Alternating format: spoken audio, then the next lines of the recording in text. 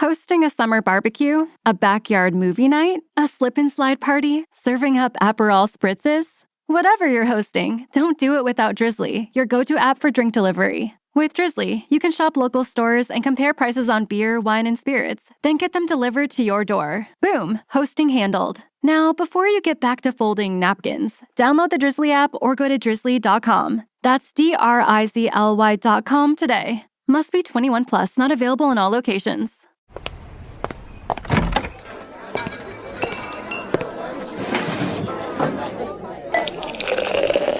Hey, pull up a chair.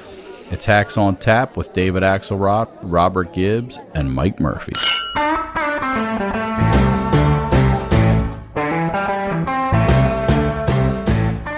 Is there any chance you take a plea deal in Georgia? Plea deals. We did nothing wrong, and we don't ever take a plea deal. Yes, sir. We don't take plea deals. It's a wise guy question. Are you going to change this? The wise guy. Well, wise guy, Mike Murphy, haven't seen you in a while. I was framed. It's all a setup. It's anti-orange-haired discrimination. That's what it is, and I'm looking forward to He's starting to sound like Pretty Boy Floyd. This is fantastic. It's good to be back. We've been gone for 2 weeks. I know Twitter. I know. That's what happens when you listen to a free podcast, okay? We get to take 2 weeks off, but it's great to be back with you and the estimable Mr. Gibbs. Another redheaded pretty boy. Yeah, that's me. By the way, if any kids are on Murphy's lawn, get off his lawn, please. That's Just right. I got a hose here, and I'll lawn. use it, you little urchins. Yeah. So what do you think, guys? It's another week, another indictment. It's becoming literally a reality show. Every week or so, every couple of weeks, we get the same scene, the same frantic coverage, the same appalling but not surprising narrative. But we're hacks. Like, what does it mean? Well, who knows? We're going to find out. If you repeat the old pattern, it's Republicans who like Trump, his chunk of the primary electorate, which is kind of the plurality winner right now. They all say, oh, it's all rigged, and they love him more. At least that's what national polls say, and you know how I feel about those in a primary contest early. But then you start to wonder about this camel's got a lot of straws. You also have an indictment at the state level. He can't pardon himself. You have a lot of other co-conspirators indicted, which in the prosecutor world, they like to call Rat City because people make deals. So it's bad. It's bad. And I think the camel's back will start to break even in the primary, but we just don't know yet. But this one is easy to understand. And he doesn't have a lot of friends in the state house. Governor Kemp's no fan. The AG, who's running for governor himself, so probably is thinking Republican politics, Carr, is still kind of twinkle-toesing it here. So if I were Trump, I'd be really worried. I think legally he should be really worried. I don't know that politically the world's different or tremendously different today than it was yesterday or even right before the indictment last night. I've said this before. I'm fascinated to see, do any of his opponents call him out on this? This is different than the stuff around January 6th. Obviously, it was the culmination of some of that. But this is a state case. It was brought by a state jury or a Fulton County jury. And I don't understand, at some point, Murphy, to your point, that the straw that breaks the camel's back, unless the entire Republican political strategy is one of jurisprudence. At some point, somebody's going to have to go, and somebody significant, meaning capable of winning the nomination, is going to go out and have to say that this is disconcerting. I agree. These things have piled up, and that we can't just say, they can't just say this is Merrick Garland and Joe Biden, right? Because the governor's a Republican, the Secretary of State's a Republican, the Attorney General's a Republican. So I just wonder at some point whether somebody's going to finally stand up there again, who's got a chance at winning this nomination, and say, this is really problematic. Overthrowing an election is really problematic. We'll find out next week if there's a debate next week. We'll talk about that in a minute. But on your point, he's got a Republican establishment in Georgia that is on the other side of this by and large. But I don't know if you guys saw Kemp's tweet last week, and he thought that he was sticking Trump, and he said, any of the candidates running would be better than Joe Biden, and we all ought to be willing to say we'll support the winner. Well, because Trump wouldn't sign the document that the RNC wants him to sign to be in the debate, saying he'd support the nominee. But the way I read it was, okay, you're saying Donald Trump, indicted, convicted, maybe in prison, I mean, obviously that's not likely, would be a better president than Joe Biden. I mean, I guess, Murphy, that plays with the Republicans, but it's freaking insane and irresponsible. Yeah, look, I would love the whole party to put on a halo and go after him morally. I think it's the right thing to do. But Kemp wants to run for Senate in 2026 against Ossoff. So they're watching the Republican voter flank who see this tribally. And they are going to pound on this poor DA. It was actually quite excellent. But they're going to say, look, it's a 72% Biden county. The state didn't indict Trump. The city, the Democrat machine city of Fulton County, they're going to say her dad was a Black Panther. That'll be all over Fox. Black people. Right. Black DA, black political machine, blah, blah, blah. Well, that's what, Trump does. I mean, his first reaction, whenever there's a prosecutor of color, he goes to race. Yeah. And if they're white, they're insane. I mean, they're deranged. He ought to change that up and say she's insane and say the white guys are racist, just for variety's sake. But go ahead, Gibbs. You're dying to get in here. To take your point a little bit further, Axe, it's not just that he would be a better president. The RNC is asking them to sign a document that if he becomes the nominee, they're all going to go support him as the nominee. Like forgetting which is, by the way, nobody is. Yeah, but it's a bullshit. Even Trump says it's a bullshit document. But yes, I understand it's that. Stupid but of the RNC to do, but they're corrupt. But hold on. But your entire premise as a political party is to sign something that doesn't mean anything. Oh, by the way, let me make you a series of promises in this political campaign about what I'm going to do. I mean, yeah, we're careful about that because I remember a lot of I will not raise middle class taxes, but their voters aren't that stupid. This is such an important point because thinking about DeSantis, who is supposed to be Trump's principal opponent in this race, he tiptoes around him like he's in a minefield, and he's constantly parsing. And did Donald Trump win? He put his hand on the Bible. He took the oath. He's the president. No, that's not the question. That's not the question. And he's constantly doing that. And you know what? His whole candidacy is premised on, I'm going to out-Trump Trump, and when Trump goes down, I'll be the guy they all flock to. And so it's utter bullshit that he wants Trump to be convicted. He wants Trump to be taken out of the game. And here's the bottom line, and I'm sorry, you guys, for the big windup. But what Gibbs is saying is so important because the thing that keeps Trump afloat in part is that he says whatever the hell he wants, and it's usually whatever's on his mind. He doesn't, pull his punches, and he seems authentic.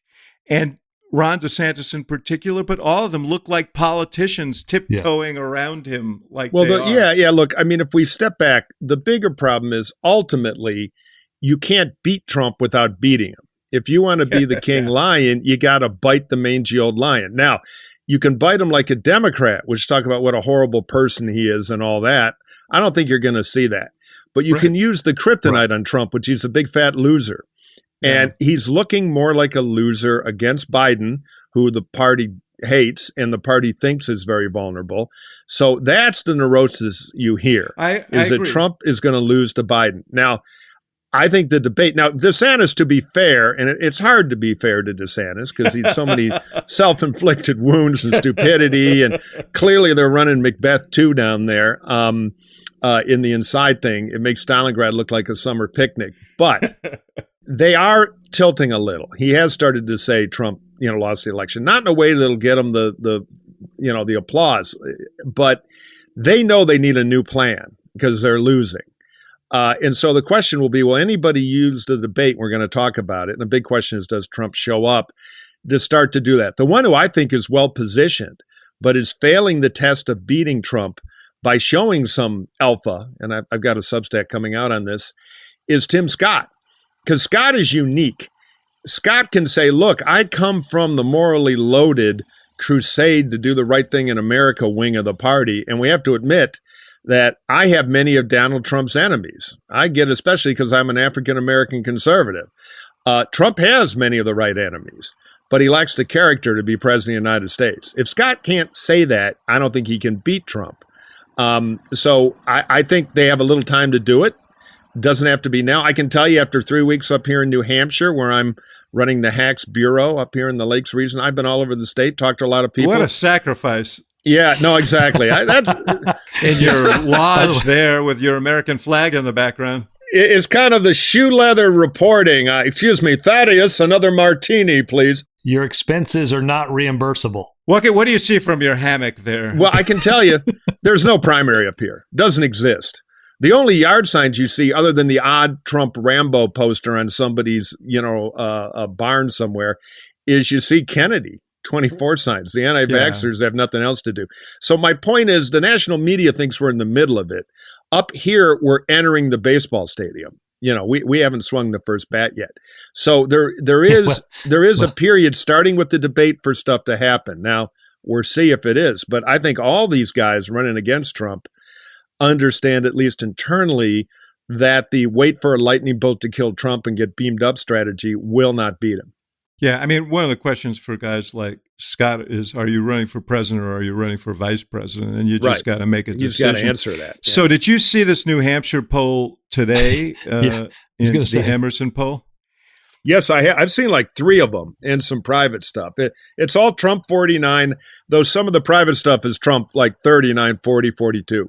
No, I was going to say, I agree that maybe the baseball game maybe they're still throwing out the first pitch, but FYI. Trump starts with a guy on second base. The score's like 6-0, just FYI. Yeah, you guys, I'm telling you, we'll see. But the hacks up here all smell trouble on them. I'm just saying. Murphy, you've been predicting smelling trouble for a year. I've been right. We'll find out. Murphy's got a particularly sensitive nose. I don't get the aroma quite the way you do.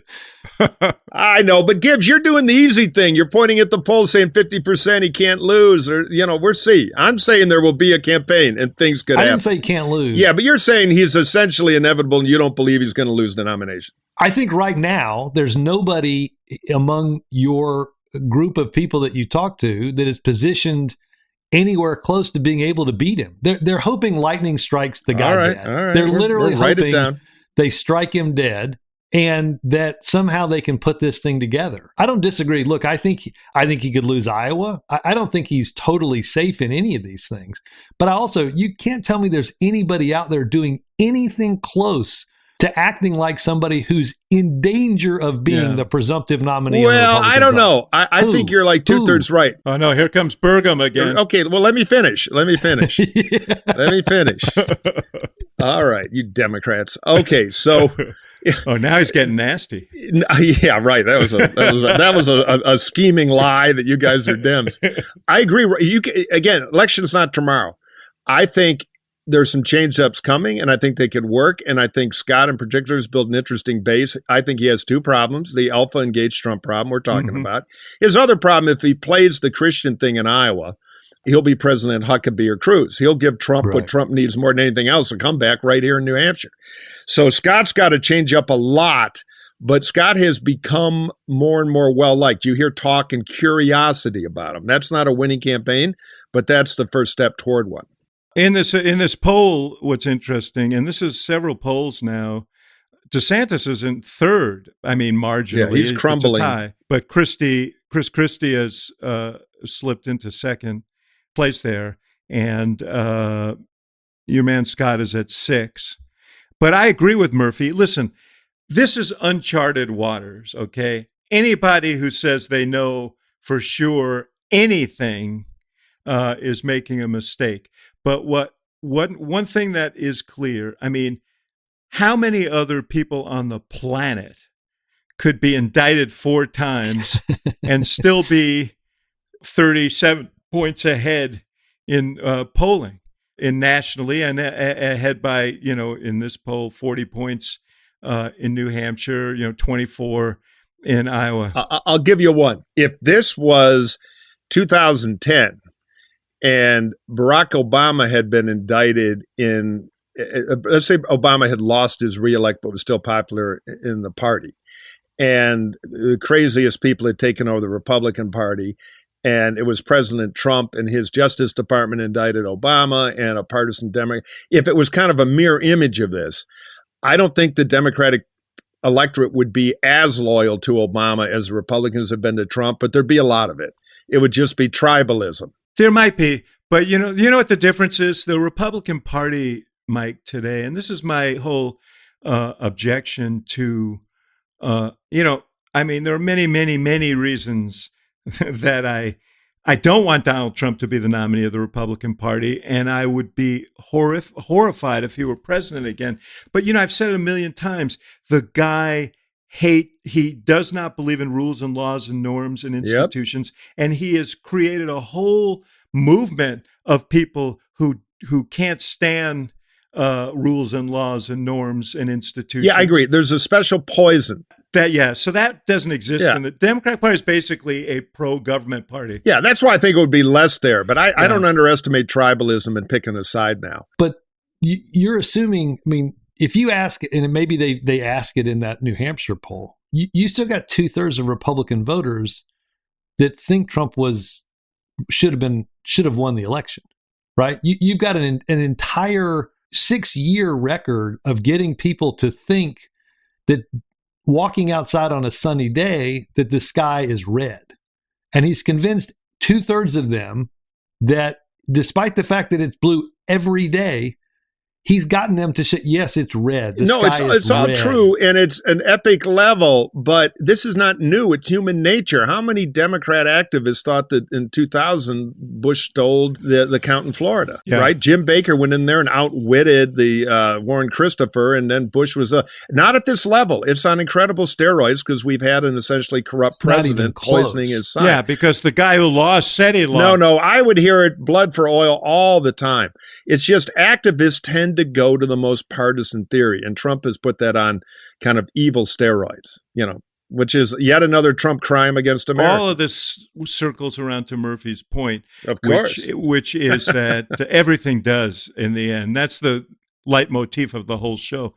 But it circles back to this point that the only way that Trump crumbles and loses this nomination is if people on the Republican side come to believe not that he isn't being done wrong, but that the burden is just too much and he can't win. And we'll see if that happens. But right now, a majority of Republican voters still believe by a wide margin that Donald Trump is the strongest candidate they can field against Joe Biden. And that's the number to watch. It's all true, but you're also right. It's the number to watch because we're covering this like there's a real primary campaign. And I would argue there isn't one. We've got national polls that would be great and predictive if the election were held tomorrow in one big election. But it's a series of elections, and you got this little death channel, and you can add Nevada maybe, that you have for 2-3 weeks in January. That is really the campaign, and I would submit we got to wait and see.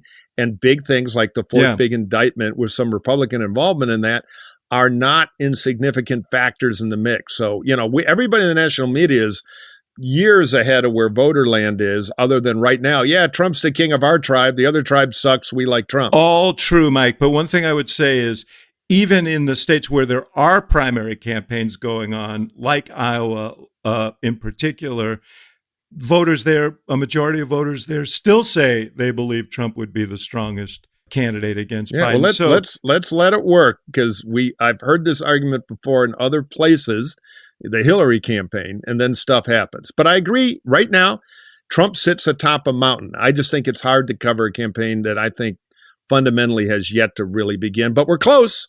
We'll be fighting it out, looking at state polls in December, and they're going to mean something.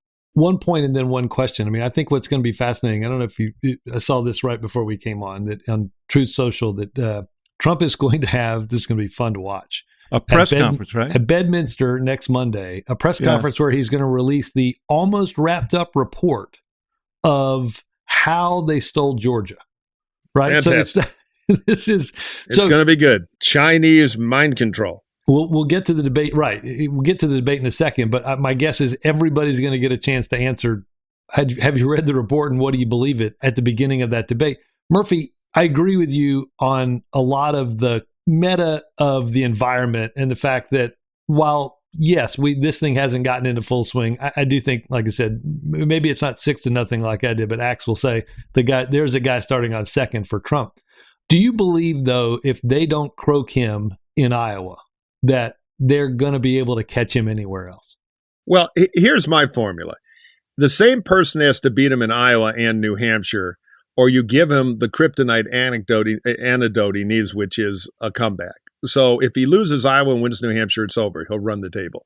He's got to be beaten twice in a row, optimally by one person. Two-person, then it's a big plurality race, and Trump has an advantage. So Tim Scott better learn how to run a campaign that can't just win Iowa, which I think he's doing, but one that can also win New Hampshire, where the best slogan is "fuck Iowa," if you come out of it a Christian. Because this is a very secular primary. The other thing that all these media polls are missing, that nobody talks about except the local hacks in those states, and you hear about it here, of course, on Hacks on Tap, is nobody knows what the electorate of the caucus is going to be this time because you got 160,000 bored Democrats and Democrat-leaning independents, and it's very easy to vote in an Iowa caucus. Here in New Hampshire, you have an anti-vax nut with a famous name and a president with lukewarm support. So in both cases, the Republican vodka in the cocktail is going to be a bit diluted. And most of that new water coming in ain't for Trump. So that affects the polling and everything else. I'm waiting for Ann Seltzer to understand she's got a huge opportunity in Iowa. Poll those 160,000 Dems. Ask if 30,000 of them are bored and they're going to show up, because the civic value of a caucus now is a big thing. But anyway, who better to talk about dilution than a woman named Seltzer, right? But the red phone's ringing. It's the pun police yet again. They're after you, Axe. You've been on probation for years, but this could be the last one. All right, hold that thought. We're going to take a short break, and now a word from our sponsors. As a parent, your child's well-being is your top priority. You want to see them chase their dreams, embrace life's adventures, and thrive out in this world. But you also know life can be unpredictable. And that's why it's important, if difficult, to plan for the unexpected so they can continue to thrive no matter what. Fabric was designed by parents for parents to help you get high-quality, surprisingly affordable term life insurance in less than 10 minutes. Fabric has flexible policies that fit your family and your family's budget, with quality policies like $1 million in coverage for less than $1 a day. Get your personalized quote in just minutes and then apply it when it's convenient for you. It's all online and controlled by you on your schedule. You can go from start to covered in less than 10 minutes with no health exam required. Not sure if life insurance is right for you? Well, then take Fabric's quick 60-second quiz to find out. Now, this is term life insurance, which is very affordable. You'll find out when you take the quiz exactly how it works. There's absolutely no risk to apply. They have a 30-day money-back guarantee if you change your mind, and you can always cancel the policy and stop paying and lose the benefit, though, at any time. Fabric has partnered with Gerber Life, trusted by millions of families like yours for over 50 years. Join the thousands of parents who trust Fabric to protect their family. Apply today in just minutes at meetfabric.com/hacks. That's meetfabric.com/hacks. MEET fabric.com/hacks. They're rated excellent on Trustpilot, so check them out. The policies are issued by Western Southern Life Assurance Company. Not available in certain states. Prices are subject to underwriting and health questions.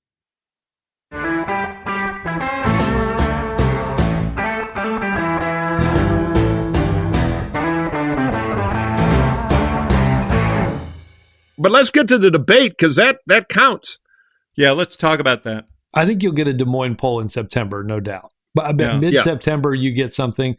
And then just before we get to debate, just quickly for both of you two, because again, I no doubt that both of these are states that make up their minds late. When should our listeners focus? I'm totally with you on the national polling. When should they focus on state polling being real? I think, and you guys remember your experience there. I've had similar ones on the Republican side. We had some bad meetings about those. Yeah, it starts to get interesting in November, but really that 30 days in December for a January 15th date, it becomes important, because then the dogs have had a chance to taste other dog foods. I mean, right now, the early state dogs, and you can argue about the numbers. I see somewhat tighter stuff, but say 40%, they've all tasted Trump dog food, and 40% are lined up tail wagging now. 60% are curious. Well, that curiosity will start to get answered a few more debates and local campaigning months from now. So I think on December 3rd, through December 20th, that period is when a lot will happen or not happen, and there should be data to kind of track it. We're going to mark that down on our calendar. I agree with you that November is when the turn really comes. But let's talk about the debate. There's a debate next week. You said if Trump shows up, there's not a whole lot of, I mean, he can, he's the master of surprise. Maybe he will, but right now it sure doesn't feel like he's going to show up. So, I mean, if he does show up, it's obviously one kind of event, and Christie will have his day, and they'll go at it, and it'll be a big slugfest, probably between the two of them, with others sort of yapping to try and get in the mix. But let's assume he doesn't show up. And let me throw out the opener here. I've said this before. I think this debate is absolutely crucial for DeSantis, who's desperately trying to hang on to his status as the major Trump challenger. And he needs to show up here, and he needs to make an impression. I don't know if he can. Yeah, I would say, and I think Trump actually should show up, but we can talk about that later. I think the two with the most at stake are DeSantis and Haley. I say Scott isn't, although it's a great opportunity for him, but he's got the money and the legs to go a little longer. Haley needs a national moment, or she's going to be in the Scott Walker Museum, I think, because, $7 million and some super PAC money. She can't ante in. That's a boring museum. I've a lot there. Of stuffed candidates there. Yeah. The Sam Yorty wing is particularly interesting. But so she needs that famed charisma that she allegedly has. She needs a spark, be different, and she might have the tools to do it. So pressure on her. And I agree on DeSantis. Look, he has a full donor revoke going on. It's the first time I've ever seen the super PAC at war with the candidate committee. Yeah. They just threw a campaign manager out the window, probably more to come. The culture there is crazy. So DeSantis needs a restart, and he needs to be good.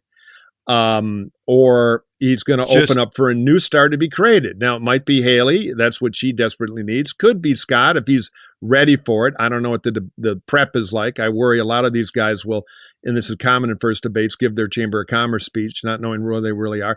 Send your letters to Robert Gibbs and David Axelrod, but Vivek, etc., Ramaswamy, he would be my pick to click for a guy who's surprised on the high side. Yeah, he's kind of got a little of the total outsider, wild-eyed, Maury Taylor meets, add four more guys like that. And they can have little bumps, so there could be something for him. And Burgum, I don't think is ready to use it, although I like Burgum and I wish he had more of a message. Sold the Burgum stock at a loss. Well, no, the Burgum week when he had a great launch and then no message. That's the problem. These guys don't understand his message, and talking about oil prices in North Dakota ain't it. Well, to your point, I think the debate puts without Trump there. And I think one of the reasons he doesn't show up is because it quite frankly puts pressure, as you said, Murphy, not just on, I think it's DeSantis in a big way, but it's also 5 other candidates.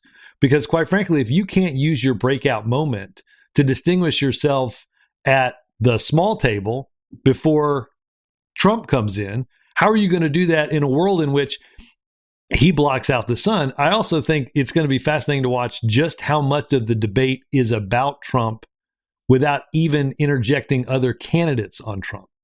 Because we've seen news cycle after news cycle for years dominated not by anything that any of these guys is saying out on the campaign trail, not any issue that they want to bring up, but about Donald Trump. And I think a lot of that could be, it's going to be interesting to see how somebody tries to distinguish themselves in a world in which they all need that moment. DeSantis has to play a lot of defense and some offense, but every one of these candidates needs to begin to distinguish themselves in a way that positions them, Murphy, to be able to pull off. Oh, look, I agree. And none of them are ready because none of them have been in one of these before. You're going to see a lot of rookie nerves and revert to not offend anybody. But again, the reason I think Trump ought to be there is if he's not there, one, his tough guy image takes a hit, and two, he gives other people an opportunity to become a star. If he is there, it's just him and Christie throwing furniture at each other, and Christie's so hated, Democrats will love it. They'll nominate Christie. But in the Republican world, I think it'll crowd the others out, which strategically is good for Trump. Fox, can you ring a bell? Yeah, I just want to get in. That is the lamest bell, by the way. Jeff, pay for the $100 needle drop. Send me the bill. This is embarrassing. Hannah, get Jeff a bell, will you? Here are my predictions. First of all, as an aside, I just want to say, you said DeSantis threw his manager out. It's interesting. What he did was he moved his manager from manager to chief strategist, and then he got his chief of staff from Florida to come and be the manager, which underscores what everybody's always said, which is This campaign is being managed by DeSantis and his wife. And Casey DeSantis, who apparently has a real claws-on management style. Don't send me angry, sexist letters, okay? It's possible for there to actually be a troublesome spouse. I wrote a piece on this on CNN.com yesterday about this whole DeSantis shakeup thing. But getting back to this debate, here's what I predict. I think Christie will be very aggressive and he'll go after Trump, but I think he'll... You taking odds on that bet? Maybe go after the others for not taking on Trump. Yep. And I think he may be particularly hard on DeSantis. I think Ramaswamy will try and be the guy who takes on Christie for Trump. Yep. And I think that's the kind of event that he's going to try and create. I think Tim Scott will go in there trying to do what he does, which is use his bio and so on. Here's the problem with that. I mean, we're talking as if all Republicans are going to be watching this debate. No Trump, I think very little audience. Yep. Yeah, I don't know. The way we'll see. But the way as you guys all know, the way you really score in these debates is you score a line that becomes viral and is on your message. I'm sure Christie will do it. The question is, and I think Ramaswamy, who's proven himself to be, by the way, did you guys know that he was, out of that whole Harvard IOP generation with Pete Buttigieg and Elise Stefanik and a couple of other people there. But anyway, I think he's proven himself to be pretty glib, and he probably will have that moment. And the question is whether Scott can push through. And then Haley, does she distinguish herself as the only woman on that platform? And can she make that work for her? Yeah, I think she'll do foreign affairs, which is kind of a losing hand in the modern primary. I think she needs something better. But you're right. She really needs a moment. Well, they all do. Wait, is Pence in the debate yet? Yes. So he's going to do the opening prayer. Yeah, I was going to say, Mr. 1% is going to be there for a little bit. Yeah, he's looking a little better in history lately. But yeah, he's the man with no country in this. The Trumpers hate him, and he's not anti-Trump enough for the move on people. He's become a larger footnote in history, I think. I think, to your point on Scott, he's got to use his bio to distinguish himself into saying something and doing something that would lend itself to what he might be doing as president. I think the idea that he's got to say Trump's morally unfit, and I say that as Christian conservative, and I doubt he'll do it. There's no way. But that's his opportunity. He's got standing the others don't have. His problem is you put him in a small room, he's a monster. He's fantastic, but you need time and the only guy on the mic. Throwing elbows in one of these things, he's never been in that situation. I doubt he'll be ready for it. Hope I'm wrong. Same for Burgum. What are you guys estimating? Murphy, you think it's going to be a big audience, huh? Well, no, I think the audience metric's way overblown. I think it would be bigger with Trump, but it'll be big enough to be the big thing in the primary for a week. And it could start to shuffle the decks. Do I expect the Republican Party to be settled on August 26th after one summer debate? No. But it's the first big moment with opportunity for people to make a big step forward.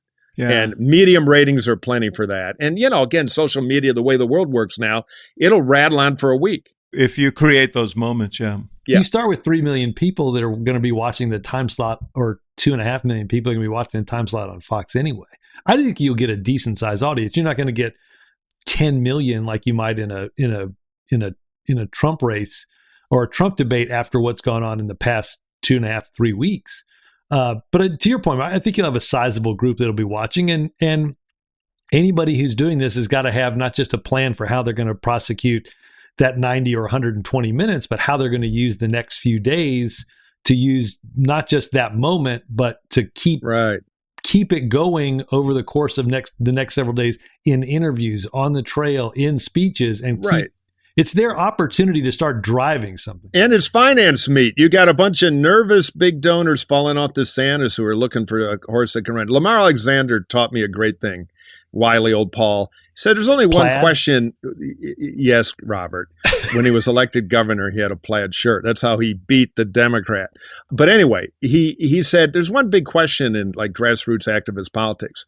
What's going on? And, you want to be what's going on that people talk about. And that's what the debate really gives somebody something to do. Wasn't that Marvin Gaye? I think it was Marvin Gaye. He stole it from Lamar. It happened a lot. I bet they talked a lot. I'm just trying to picture Marvin Gaye in a plaid. Anyway, so they bonded over music. People don't know that Lamar made a living as a pickup piano player in New Orleans. He could play anything. He had an interesting life as a young man. But go ahead. One last thing on the Republicans.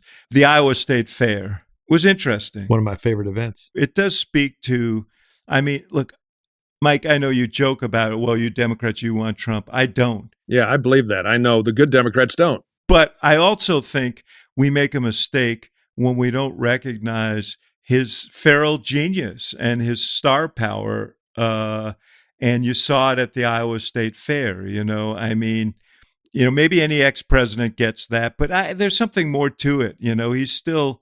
Well, he's a TV celebrity, he's a showbiz too. guy. Yeah, he's a showbiz guy. And that's great power. I'm the guy who worked for Schwarzenegger, the good version of that equation. So it's real. But he just completely outdid DeSantis and the others. Okay. Just 1 second there. We need to send Murphy, you need to spend 2 weeks in Iowa, because I would love to pick up it does look like DeSantis, one, is spending a ton of time there, right? More probably than everybody else combined. Lots of on the ground, local media, which he was allergic to for years. I wouldn't be surprised if DeSantis, who's had a bad run of several months, donors, all the stuff, in that Ann Seltzer Des Moines Register poll, could find himself, my guess is, obviously trailing Trump, but my guess is reestablishing himself in a much stronger second position in Iowa, with people from third to eighth that are all bunched at very, very low numbers. The hacks say early there too. Yeah. But DeSantis is in it. The problems he has nationally with the donor class and the media class, because he's a knuckle dragger and blah blah blah, not as big in Iowa. He's selling some tickets on Culture War, and Casey, for all the internal criticism, is very good on the trail. So she's his modular humanity unit. The ground war report in Iowa is much nicer for DeSantis than the national Georgetown cocktail party circuit, with which you guys are so well acquainted. One reason he needs a good showing in that Iowa poll is that the governor, Kim Reynolds, has been very warm to him. Yeah. And she allowed in this past week, we have the audio, we don't necessarily need to play it, but she... might come out late. She allowed that she might come out with an endorsement. Yep. Scott, too. She showed up at his big event in Des Moines. She's kind of playing both of those. She's looking for the person who can... If she thinks she can push someone over the line against Trump, she's going to do it. And the question is who that will be. So this next poll is going to be important for him. And given her popularity with Iowans, Republicans in Iowa would be a big, big get. Particularly Republican regulars, because Iowa is still a tribal state within the Republican Party. And again, there could be in a caucus of 175,000 people, there could be 30,000 new faces who don't have a Democrat primary to play in, which is a material number. Okay, let's take a break right here for a word from our sponsor, and we'll be right back. Murphy, first, all I could hear about with this Helix mattress was Axelrod, who has complained for the better part of a decade about not being able to sleep. Literally, this was life-changing.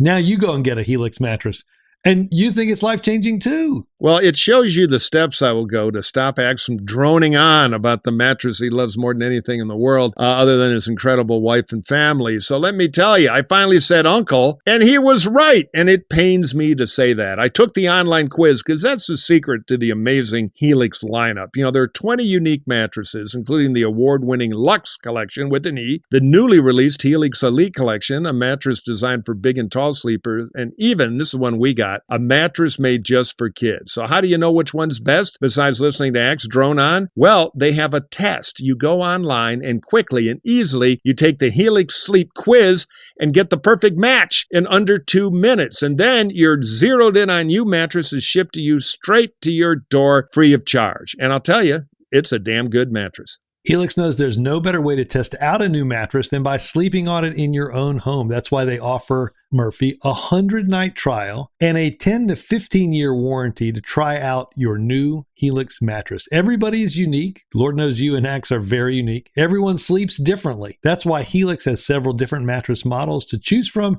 each designed for specific sleep positions and feel preferences. Models with memory foam layers that provide optimal pressure relief if you sleep on your side. Models with more responsive foam to cradle your body for essential support in the stomach. Whew, I'm not even going to go there. And back sleeping positions. So they have enhanced cooling features to keep you from overheating at night.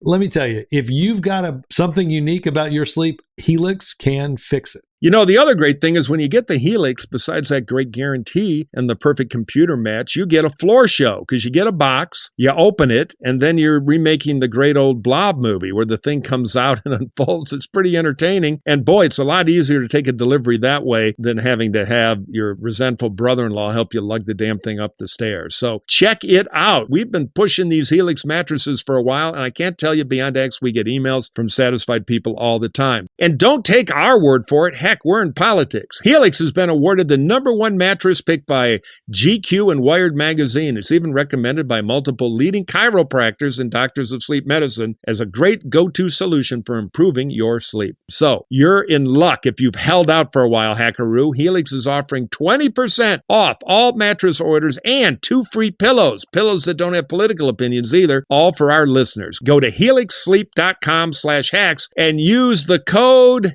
Helix Partner 20. This is their best offer yet, and it won't last long. With Helix, better sleep starts now. That's helixsleep.com/hacks.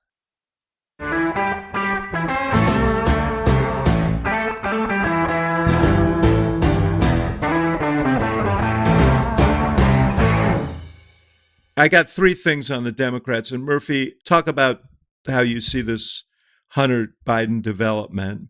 Someone had a great line on CNN last night and said that on Fox the indictment stuff underplays, and you'd think that Hunter Biden was president, but he's clearly, they wanted to get this in their rearview mirror. They didn't get it in the rearview mirror. Now there's a prospect of a Hunter Biden trial.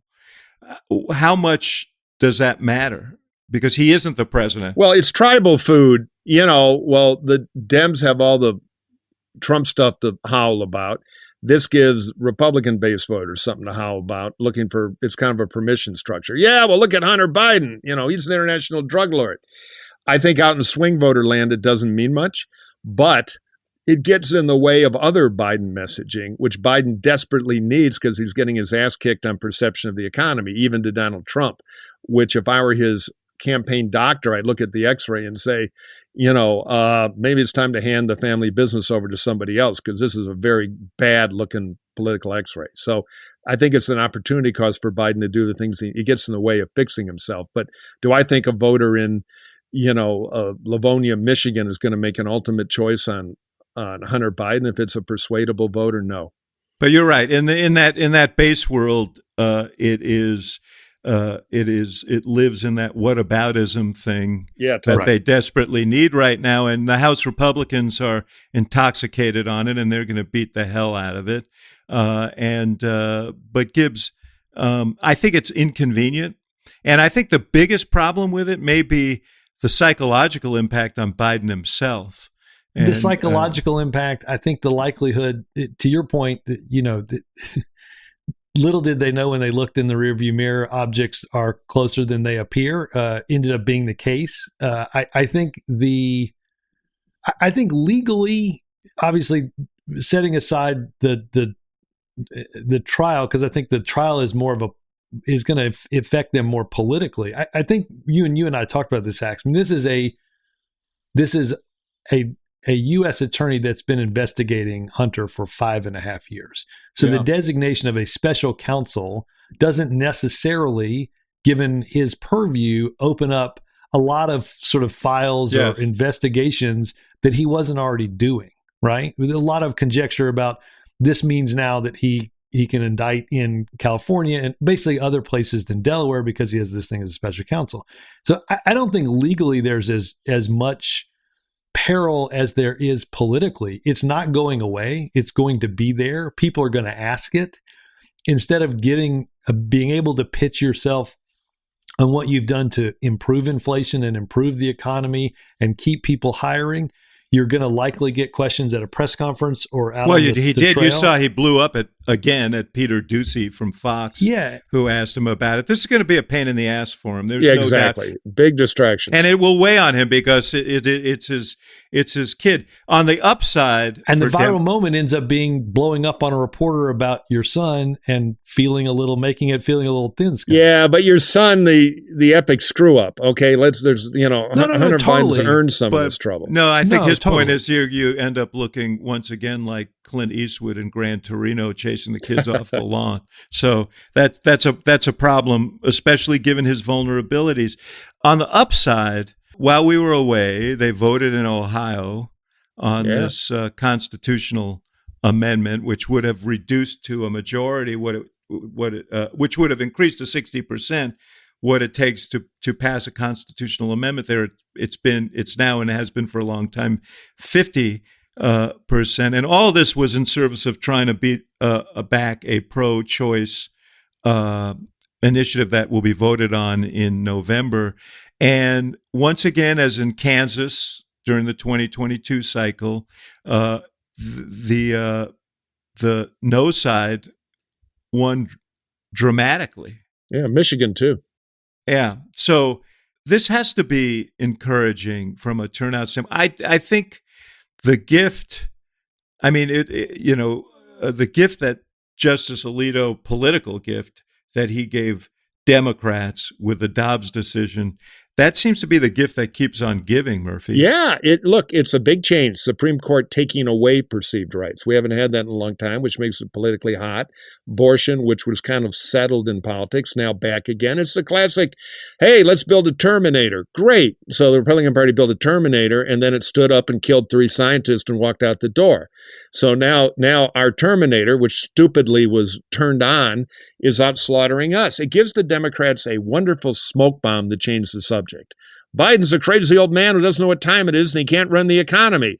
Oh, that's troubling, but what about the abortion police arresting your sister? And bingo, we're now not debating the economy anymore. So it's a f***ing disaster politically, and it's going to hurt us in the suburbs. May not be enough to save Joe Biden, who's doing a great job of getting ready to lose, but it's a real problem. It's a self-inflicted wound. Yeah, just for the record, way more than a smoke bomb. This isn't just a diversion of attention. This is why you've seen Republican women in Kansas, Republican women in Ohio, Republican women in Michigan, some of those swing states, some of those decidedly not swing states either anymore or have been in a long time. I'd feel better, quite frankly, Ax, if the ballot initiative was in 2024 versus 2023. 100%. Yeah, I mean, I think Sherrod Brown would feel the same way. By the way, forget Republican women. It's young men. They're the most pro-choice voter group in America. Yeah. You guys can think about that for a while and figure out why. When you consider what Biden's challenges are in this election, one is mobilizing young people. And this is certainly an issue it works that will everywhere. mobilize young people. So listen. But it will take Alabama up from 60 for Trump if he's the nominee to 62. So yet again, another strategic masterstroke. On this point, there was an analysis from 538, and what it found was that in 38 special elections held so far this year, 2023, Democrats have outperformed the partisan lean or the relative liberal or conservative history, because not all races are partisan races, right. Of the areas where the races were held by an average of 10%. And this is better than the results going into the 2022 midterms, where I think it was 4%. But this is national. I mean, it is a pattern that is repeating itself nationally.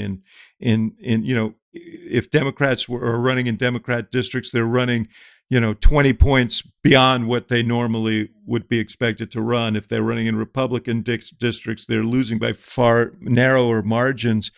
That has to mean something. Oh, it's good news. And you can pin it on Trump, but boy, it would be better news if Biden weren't an anchor.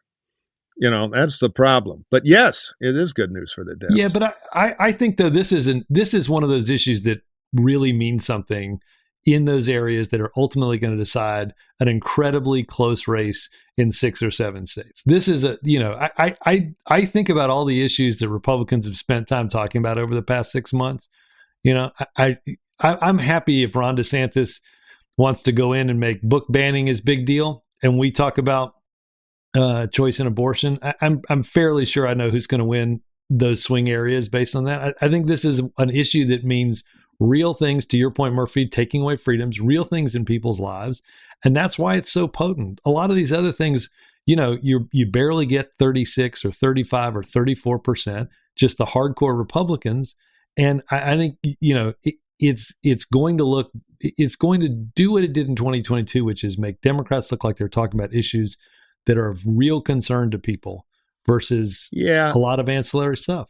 I think that's all true in a generic election, off year and maybe a close presidential. The problem is the dunk tank theory of presidential politics. If Biden can't put 10 points of economic performance perception on the board, I think a lot of this other stuff that's powerful won't be powerful enough. I think Trump plus all that stuff you're talking about could be enough for Biden. That's a fair fight because of Trump's negatives. But even one of these new guys that everybody snarls at, if they're new and not Biden, boy, I'd be nervous. Well, I think anybody who's 25, 30 years, 40 years younger than him has a built-in advantage. Though, the candidates like DeSantis who are running so far to the right, 6-week abortion ban and so on, I think create their own problems. There's a reason Donald Trump doesn't want to answer the abortion question, and he hasn't. Well, he's pro-choice. That's the problem. Yes. Well, May might be a smart time to reveal that. Well, politically, it's the idea of him pushing this off while they've, to your point, raced to prove that just how pro-life they are with the bans is going to create a series of problems. Well, listen, this is the problem that Republicans have. The things that it takes to, win a primary now are things that immediately disadvantage you in a general. But just quickly, primaries are not depositions. It's amazing the swivel and pivot stuff. I don't know. Trump's primary is indeed a deposition. Yes. His life is a deposition. How are they going to schedule all the court cases? I mean, there's one footnote on all this stuff. His campaign finance report, everything is legal fees. Yeah, the whole campaign has been eaten by legal fees. No, you made this point a few weeks ago, and it's a really important one. It's not clear what his resources are actually going to be. Right. There are two important resources in a campaign. One is money, and the other's time. And the most important is the candidate's time. Right. And he's going to be bound on both. Although you suspect he's going to run those campaigns from the courthouse steps. Hey, one thing before we go to questions, I wanted to ask either of you guys. Youngkin, there's still that dream that people in the eating with a fork and knife portion of the Republican Party. I know all 20 of them. Fred Thompson, he's going to do it. They still hold out hope that he can come sweeping in at the end and save the party. But apparently a lot of it rests on his ability to claim huge gains in this legislative. Which nobody cares about, by the way. It's so dumb. This reminds me of the Colin Powell thing. When's he going to run? Look, guys who want to run, you can't hold them back. Right. They rip faces off to run. The idea of the reluctant Hamlet, if he wanted to run, he'd be in it. But I wonder if these trend lines that we've seen nationally with heightened Democratic turnout end up being a problem for him. It's something to watch. Let's take a short break and hear from our sponsors. Well, Gibbs, the other day, X called me up and he was distraught because yet again the intern brought him the wrong kind of sweet and low. He wanted equal. So, of course, he fired him and now has to hire some great talent. But he said, I'm a busy political consultant. I don't have time to hire anybody. It takes forever. Well, he needs Indeed. Indeed is the hiring platform where you can attract, interview, and hire all in one place. Instead of spending hours on multiple job sites searching for candidates with the right skills, Indeed's a powerful hiring platform that can do it all for you. They've streamlined hiring with powerful tools that find you matched candidates. With Instant Match, over 80% of employers get quality candidates whose resume Indeed matches their job description the moment they sponsor a job, according to Indeed Data US.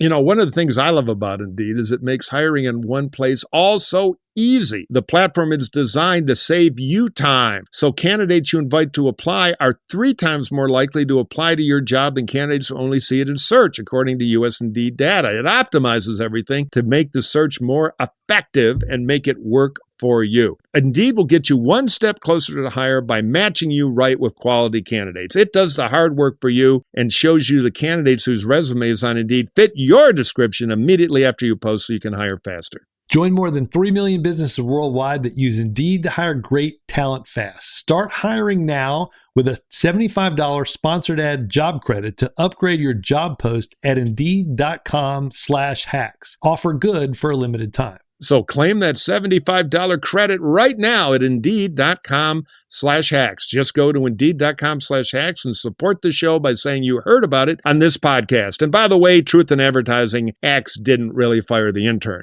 Did sign him up to vote 28 times in Cook County. Indeed.com/hacks. Terms and conditions apply. Need to hire? Brother, you need Indeed.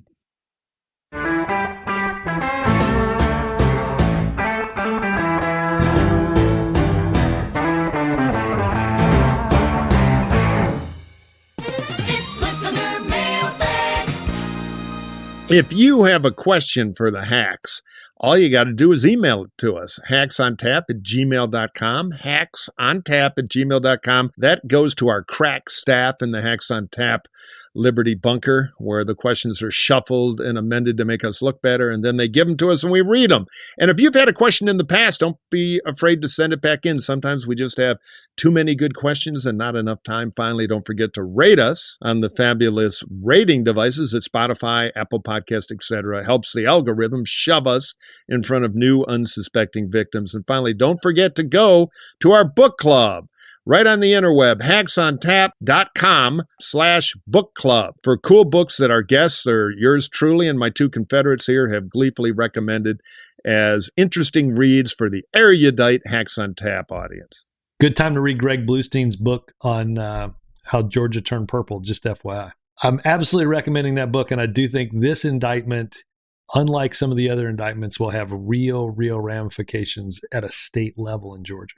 You know, a few weeks ago, McKinnon recommended this book, Mr. Texas by Lawrence Wright. It's a novel, really, really good. It's out in September. I just read a galley of it. Really enjoyable, fun read. So I encourage you guys to read it. Yeah, I made a note on that one. Yep. First question for the great Robert Gibbs from Patrick. Outside of Gavin Newsom and Kamala Harris, who is the best positioned Democrat, given the circumstances, to run if Biden does change his mind? Gretchen Whitmer. Go ahead. Go ahead. Well, I'm one of the early members of the Gretchen Whitmer fan club. So that's a pretty big club, man. It is, but you'll remember I had these conversations with you a few years ago. I've got the receipts to prove it. I will say, the rap on Democrats heading into 2022 was there was no bench. The rap on them coming out of 22 is there's an enormous bench, right? So let's think about, there's a whole group of governors, right?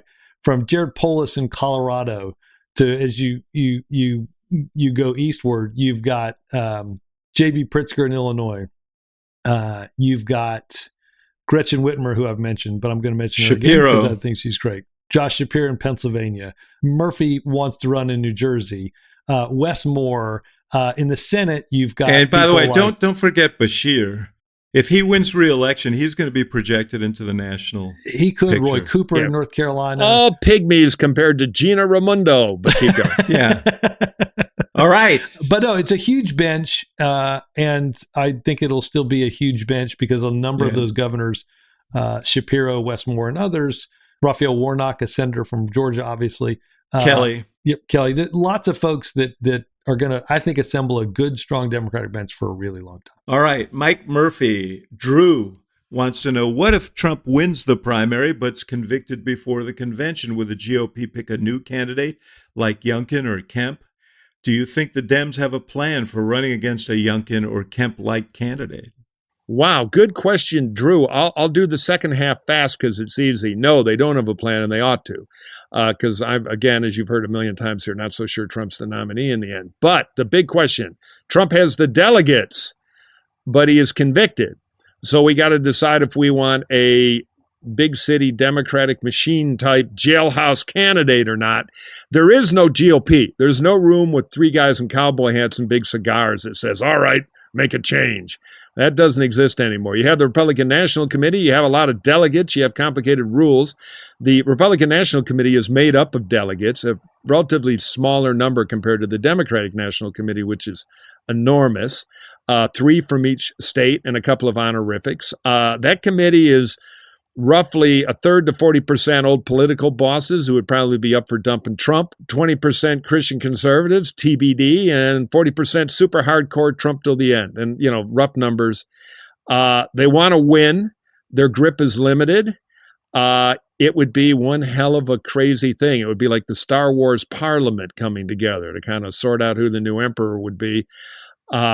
And I'd have to talk to one of my rules gurus to kind of break down. I was in this situation in a gubernatorial race where the Republican nominee broke out and we had to put everybody in the state committee in a room and fight it out for 9 hours.